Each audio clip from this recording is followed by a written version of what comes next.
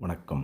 தினகரன் பேசுகிறேன். அண்ணல் காந்தியடிகள் மறைந்த தினம் இன்று 30 ஜனவரி 1948 அவர் சுட்டுக் கொல்லப்பட்டார். அந்த கொடியவனை இன்றைய தினம் தேசியவாதியாக போற்றுகின்றனர் ஒரு சில கூட்டம். அதையெல்லாம் நாம் சகித்து கொள்ள வேண்டியதாகின்றது.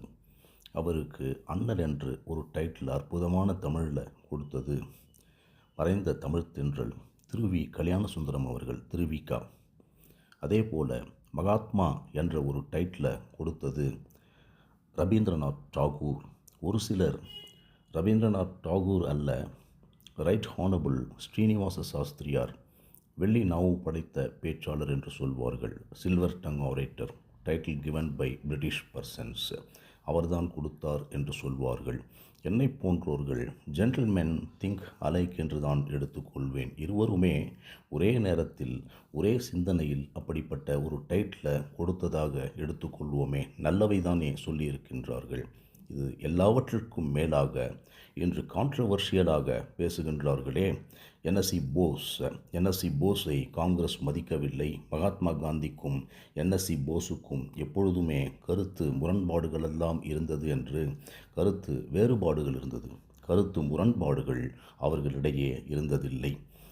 அவர்கள் அந்த வேற்றுமையில் கூட ஒரு ஒற்றுமையை நேசித்தனர், போற்றினர், வணங்கினர். இதற்கு ஒரு சின்ன உதாரணம் சொல்ல வேண்டுமென்றால், டியூரிங் அந்த செகண்ட் வேர்ல்டு வார் டைமில் என்எஸ்சி போஸ் சிங்கப்பூர் வானொலியிலிருந்து பேசுகின்றார். அப்பொழுது பேசும் பொழுது இந்திய மக்களுக்கு அவர் சொன்னதெல்லாம், Mahatma Gandhi is a father of nation.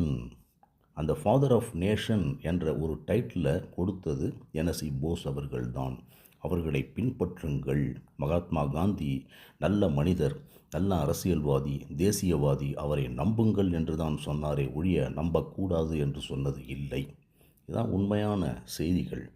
அப்படிப்பட்ட நல்லவர்களை, உத்தமர்களை நாடு மறந்து போகாமல் இருப்பதற்குத்தான் சுதந்திரம் அடைந்து 6 மாதத்தில் அவரை கொன்ற பிறகு பண்டிட் ஜவஹர்லால் நேரு போன்றவர்களெல்லாம் ஒன்று சேர்ந்து நேஷ்னல் ஹாலிடே என்று அவருடைய பர்த்டேக்கு டிக்ளேர் பண்ணாங்க. ஒரே ஒரு தலைவர் மட்டும்தான் இந்திய தேசத்தில் வரலாற்றுக்கு முன்னும் பின்னும் எடுத்தீர்கள் என்றால் pre independence and post independence டேல ஒரே ஒரு மகத்தான தலைவருக்கு மட்டும் தேசிய விடுமுறை நாளாக அறிவித்தது. இதற்கு கூடுதலாக 1969 மறைந்த பிரதமர் இந்திரா காந்தி அவர்கள் ஒரு பர்த் சென்ச்சுனரியை எப்படி செலிப்ரேட் பண்ணாங்க பாருங்கள். எத்தனையோ பிரிசனர்ஸை ரிலீஸ் பண்ணாங்க. இனிமேல் ரூபாய் நோட்டுகளில் எல்லாம் மகாத்மா காந்தி அந்த சிரித்த முகம் அச்சிடப்பட்டு தான் வெளியே வரும்னு ஒரே சோல் பர்சன் அவர் மட்டும்தான் அதற்கு தகுதியானவர் என்று கூட அரசு அறிவித்தது. இன்றும் கூட அது செயலாக்கத்தில் உள்ளது. கடந்த 55 ஆண்டுகளாக நம்ம கரன்சியில் எல்லாம் மகாத்மா காந்தி படம் மட்டும்தான் இருக்கும். இதை கூட சில பேர் பொறுத்து கொள்ளாமல் மாற்ற வேண்டுமென்று துடிக்கின்றனர். நல்லவர்களை என்றுமே நாடு போற்றத்தக்க வகையிலே நடந்து கொள்ள வேண்டும், போற்ற வேண்டும், வணங்க வேண்டும். சில பேர் அப்படி பிரச்சாரம் செய்கின்றார்கள்.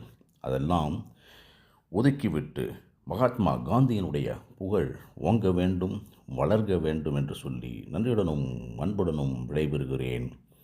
வே. தினகரன்.